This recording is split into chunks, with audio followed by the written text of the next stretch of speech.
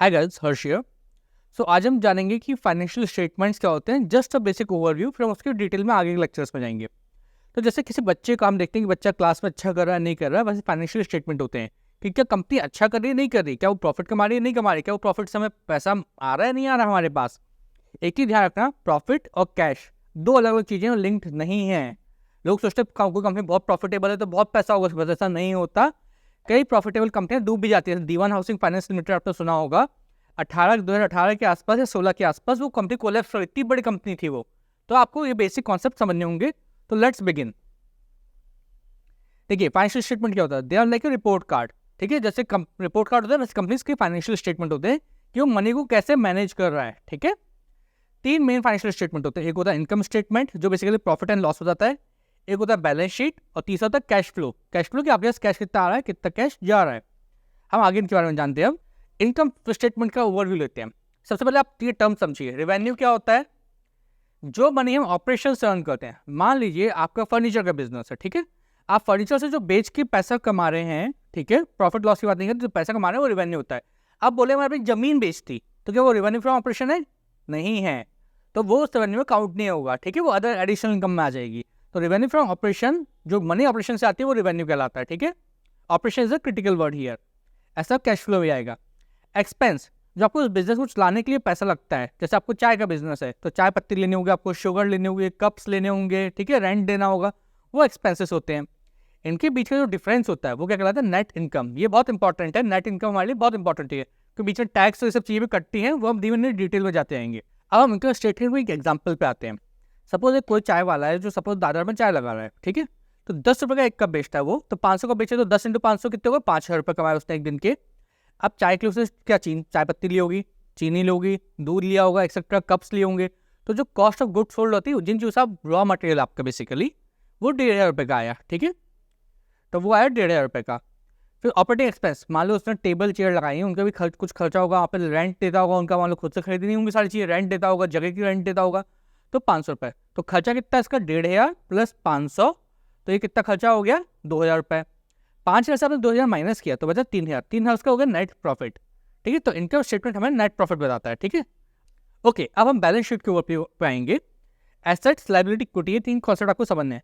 Asset क्या होता है? एसेट जो आप खुद ओन करते हो। ठीक है, जैसे फर्नीचर मैंने ओन किया, लैपटॉप मैंने ओन किया, लैपटॉप मेरा एसेट है। ठीक है, जो चीज़ आपको किसी चीज़ का वैल्यू प्रोड्यूस करने में हेल्प करती है, जिससे आपको रेवेन्यू मिलता है। जैसे मैं लैपटॉप पर वीडियो बना रहा हूँ, मेरा खुद का एसेट है, यदि वीडियो बना रहा हूँ उससे कुछ फायदा होगा, मान लो मेरे को, मैं अपने ऑफिस से काम कर रहा हूँ, जो मेरी प्रोडक्शन में हेल्प करती है। ठीक है, वो एसेट कहलाता है। लायबिलिटी क्या होती है? जो मैंने उधारी पे ले रखा है, लाइक जिस घर में मैं रह रहा हूँ मान लीजिए वो उधारी का है, तो ओन वो है, आपको देना है। या आपने किसी कोई पैसा उधार पे ले रखा है, बैंक से लोन ले रखा है, ठीक है, आपने लैपटॉप, सपोज लैपटॉप आपका 2 लाख का लैपटॉप आया, आपने 1,50,000 रुपये बैंक से लोन लिया, तो 1,50,000 क्या होगा? लायबिलिटी हो गई, एसेट आपका 2 लाख का हो गया। ठीक है, तो जो 50,000 बीच का हुआ वो इक्विटी आपकी खुद की वर्थ है, क्योंकि आपने खुद का पैसा लगाया। तो इक्विटी क्या होती है? Net worth of the business. तो asset minus liability is equity. एक एग्जाम्पल समझते हैं। सपोज कोई बिजनेस है, ठीक है, फर्नीचर का बिजनेस है या कपड़े का बिजनेस है, कपड़े का आप मान लीजिए, उसके पास आज 3 लाख रुपए कैश पड़ा हुआ है। ठीक है, उससे पता है कि दिवाली सीजन आने वाला है तो कपड़े बहुत बिकेंगे, उसने इन्वेंट्री खरीद ली 10 लाख रुपए की। ठीक है, तो 13 लाख रुपए हो गई है। फर्नीचर उसने जो दुकान अपनी बनाई, उस पर सेटअप, अच्छे सोफे लगाए, ग्लास, पूरा अच्छा सेटअप बना रखा है उसने, तो होगा 2 लाख का। ठीक है, ये चीज दुकान मान ली खुद की है, तो टोटल वैल्यू कितने हुए? 3 + 10 13 + 2 15 लाख, तो 15 लाख के उसके एसेट्स हो गए। ठीक है, अब ये 15 लाख की, लेकिन सारा पैसा तो उसका खुद का नहीं होगा, जरूरी नहीं है। ठीक है, आप सब लोन लेते हैं बिजनेस, तो उससे बैंक लोन सपोज लेता है 5 लाख का स्टार्टिंग में, वो अभी पे नहीं किया, अब से पे करना चालू करेगा, तो अभी 5 लाख का लोन उसके ऊपर बकाया है। ठीक है, मान लो सकता है 8 लाख का लियो, अब 3 लाख पे कर चुके, तो आज की डेट में जो 5 लाख का लोन बकाया है, तो 15 में से आपने 5 माइनस किए, तो लाइबिलिटी क्या है? बेसिकली 5 लाख। 15 में से आपने 5 माइनस किया, कितना आएगा? 10 लाख। तो इसकी जो वैल्यू बिजनेस की वो है 10 लाख रुपए, वो होता है ओनर्स इक्विटी। आगे जाके प्रॉफिट कमाएगा तो इक्विटी बढ़ती जाएगी। ये अब सबसे इंपॉर्टेंट स्टेटमेंट है वो कैश फ्लो स्टेटमेंट। ठीक है, अब आप यहाँ पे कैश फ्लो 3 टाइप के होते हैं: cash flow from operations, from investing, from financing. आप बोलोगे ऐसा क्यों? देखिए, जो आप डे टू डे बिजनेस करते हैं, ठीक है, उससे कुछ पैसा आता है, वो कैश फ्लो फ्रॉम बिजनेस होता है। सपोज मैं डे टू डे चाय बेच रहा हूँ अगर मान लीजिए, तो जो चाय से पैसा आ रहा है, डे टू डे बिजनेस से पैसा आ रहा है, फर्नीचर बेचने पर फर्नीचर से आ रहा है, ठीक है, सॉफ्टवेयर बेचने सॉफ्टवेयर से आ रहा है, वो आपका कैश फ्लो फ्रॉम ऑपरेशन, मतलब आपको कोर काम है, कोर जो धंधा है आपका, ठीक है, उससे जो आ रहा है वो है ये। ठीक है, कोर उससे। इन्वेस्टिंग क्या होता है, मान लिया आपको काफ़ी प्रॉफिट जनरेट हो रहा है, जैसे कुछ कंपनी होती है तो काफ़ी प्रॉफिट जनरेट होते हैं, जैसे लोग बोलते हैं आईटीसी का काफ़ी कैश फ्लो था, या पीएसयूज होते हैं, ठीक है, मैं इन्वेस्टिंग के लिए आपको सजा नहीं दे रहा हूँ, बट पीएसयू हो रहे हैं, तो पैसे काफ़ी कैश हो आता है, तो बोलते हैं मैंने इन्वेस्ट करते हैं, किसी कंपनी में पैसे लगा देते हैं वो, या किसी ज़मीन में लगाते हैं, किसी दूसरे बिजनेस में लगा देते हैं, तो आपने इन्वेस्टमेंट कर दिया या एफडी कर दी, मान लो एग्जाम्पल एफडी कर दी, तो उससे आपको रिटर्न भी मिलेगा बाद में, तो वो रिटर्न जो आपको आएगा, मान लीजिए आपने ज़मीन बेची बाद में, पहले ज़मीन खरीद ली आपने, बाद में बेची, बहुत महंगे लेवल पर पास, कुछ कंपनी ने यही काम किया है, तो वो आपको इन्वेस्टिंग होता है, जो आपके एक्स्ट्रा पैसा बचा। फाइनेंसिंग क्या होता है, आपने जब बिजनेस चालू करना था या बिजनेस एक्सपेंड करना था, तो आपने बैंक से लोन लिया, आपने अपना कैश खर्च नहीं किया, क्यों नहीं किया, ये बहुत इंपॉर्टेंट है, अभी आगे समझा रहा हूँ उसे मैं।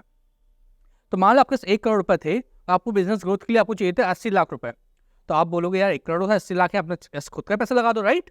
नहीं, वो कई बार गलत हो सकता है, क्यों हो सकता है आगे समझते हैं।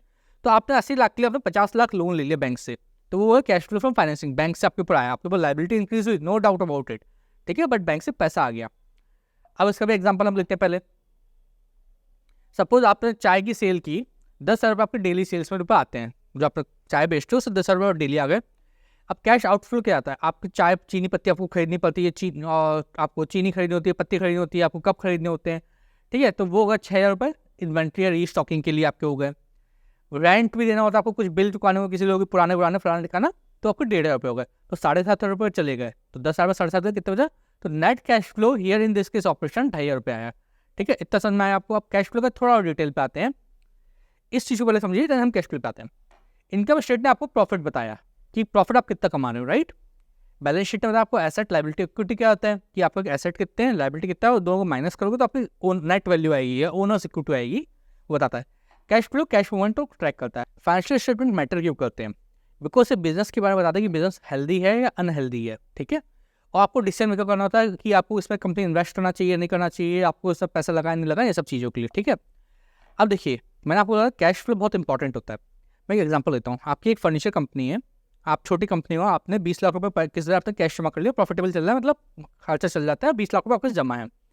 एक बड़ी कंपनी आपसे बोलती है कि आपको 1 करोड़ रुपये का ऑर्डर दूंगा, आपके तो बड़े खुश हुई, बड़ी कंपनी का ऑर्डर मिलेगा, आपको आपका नाम बन जाएगा, राइट?